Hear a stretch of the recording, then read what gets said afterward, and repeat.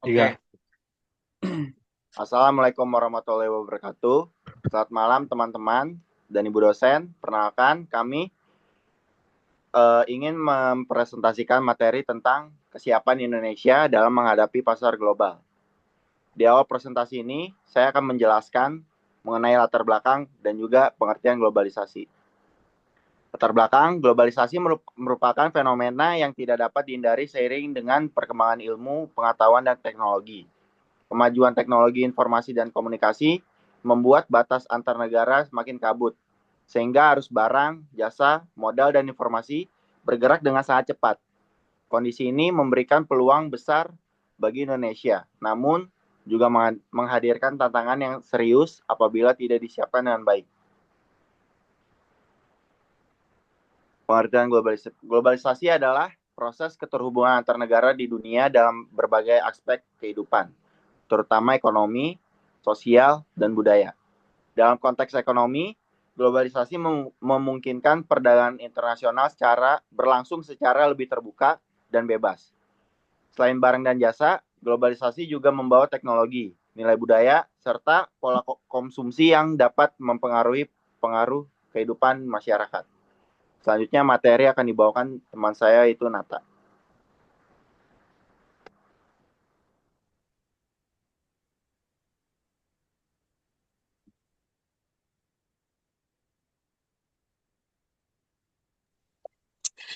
Liberalisasi perdagangan merupakan bagian dari globalisasi ekonomi yang bertujuan mengurangi hambatan perdagangan antar negara.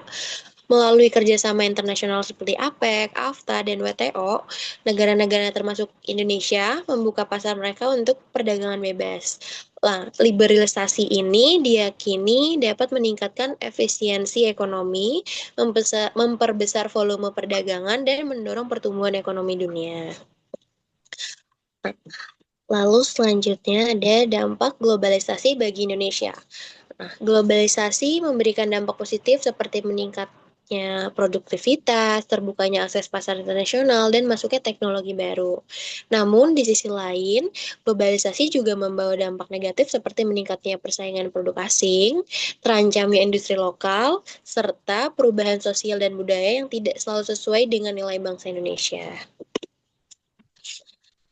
Lalu selanjutnya, strategi Indonesia menghadapi pasar global. Untuk menghadapi tantangan globalisasi, Indonesia perlu memperkuat fondasi ekonomi nasional.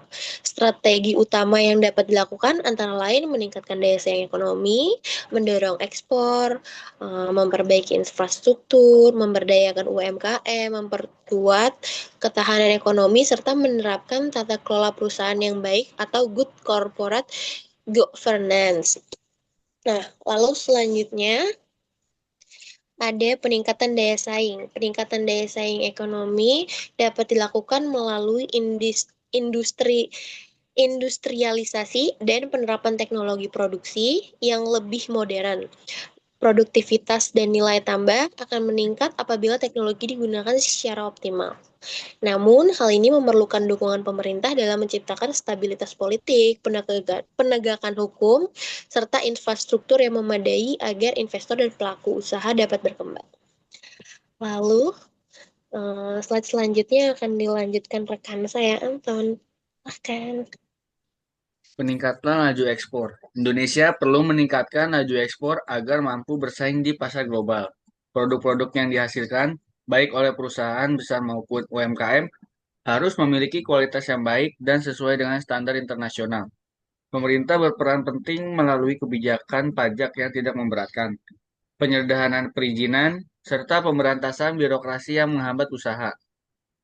Perbaikan infrastruktur. Infrastruktur merupakan faktor penting dalam mendukung pertumbuhan ekonomi nasional. Ketersediaan transportasi, energi, telekomunikasi, dan sistem logistik yang baik akan memperlancar distribusi barang dan jasa. Infrastruktur yang memadai juga akan menurunkan biaya produksi dan meningkatkan daya saing Indonesia dibandingkan negara lain. Pemberdayaan UMKM. UMKM memiliki peran strategis dalam perekonomian Indonesia karena mampu menyerap tenaga kerja dalam jumlah besar dan terbukti tahan terhadap krisis ekonomi. Namun, UMKM masih menghadapi berbagai kendala seperti keterbatasan modal, teknologi, dan pemasaran. Oleh karena itu, pemberdayaan UMKM melalui inovasi produk, peningkatan kualitas SDM, dan perluasan pasar sangat diperlukan. Selanjutnya dilanjut dengan Adit. Ya. Jadi ini ketahanan ekonomi merupakan kondisi perekonomian yang kuat, tangguh, dan mampu menghadapi ancaman dari dalam maupun luar negeri.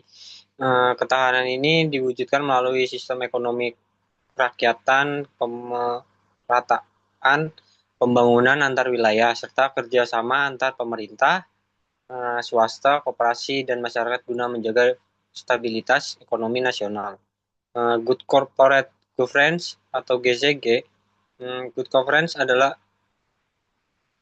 sistem tata kelola perusahaan yang bertujuan menciptakan transparansi, akuntabilitas, keadilan, dan tanggung jawab.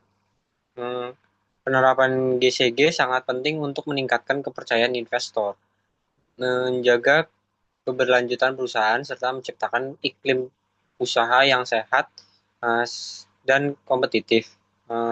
Yang selanjutnya penerapan GCG di Indonesia.